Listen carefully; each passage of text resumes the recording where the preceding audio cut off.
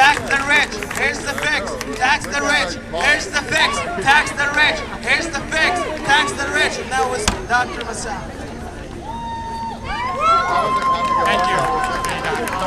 I think as Professor Wright mentioned, this is a historic day, and I think it's actually a good sign that 50 years ago, on February 1st, 1960, four African-American college students sat in at the Woolworth's lunch counter in North Carolina and sparked a movement of civil disobedience against segregation and against Jim Crow in the South. And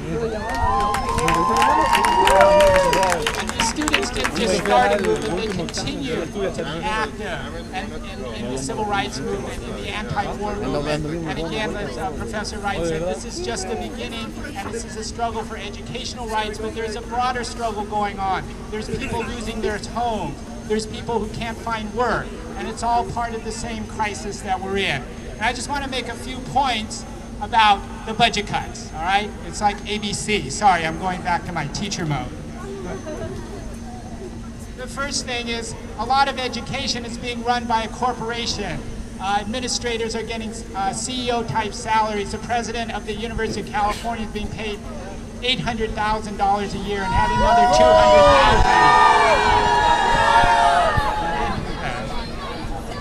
So anyway, the first thing to remember is we need to chop from the top. The second thing, Radon mentioned this, is we need to tax the rich. California has a regressive tax structure. It taxes poor people at a higher rate than rich people. And so there is money if we're able to tax the rich. And this is where there was actually a big victory in Oregon. I don't know how many of you heard of it. But the people of Oregon went above the politicians in their capital and voted to raise the corporate income tax and raise taxes on high-income households.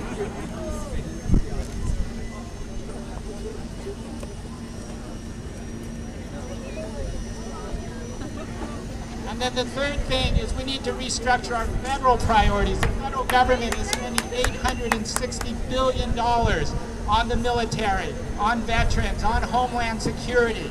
Each soldier in Afghanistan costs $1 million a year. 7 soldiers would equal the deficit or the budget cuts for the whole district. And so we need to have education and not occupation. We need to have books and not laws.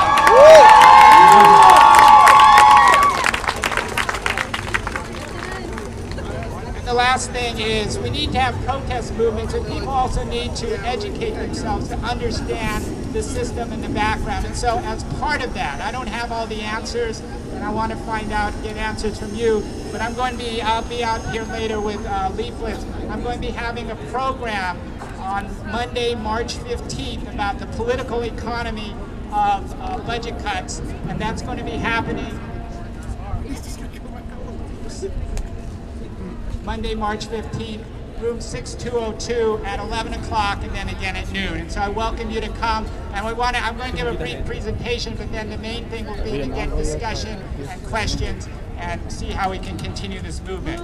Anyway, I just want to say I'm really proud of all of you. I know some of you are my students who are here, and I know some of you are supposed to be in my class. Hell, I'm supposed to be in my class. So I'm